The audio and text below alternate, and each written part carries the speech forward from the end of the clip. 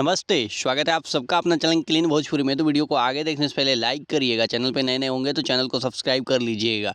जी हाँ, आज जो है शुभ लाभ फ़िल्म से एक कमाल का गाना को जो है वो रिलीज़ किया गया है।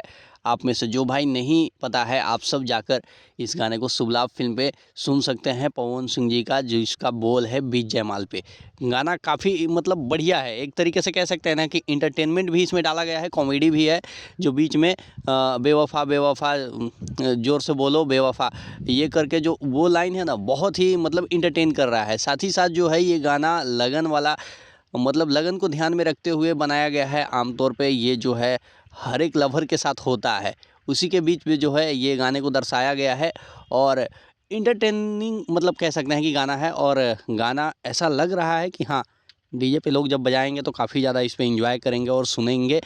ख़ास तौर पे जब जयमाल होगा उस समय ये गाना तो मुझे लगता है कि हर जगह बजेगा।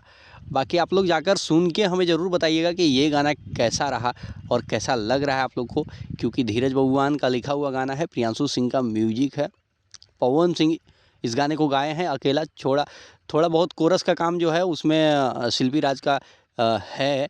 और ये गाना शुभ लाभ फ़िल्म पे आया है, तो आप ज़रूर हमें कमेंट बॉक्स में करिएगा।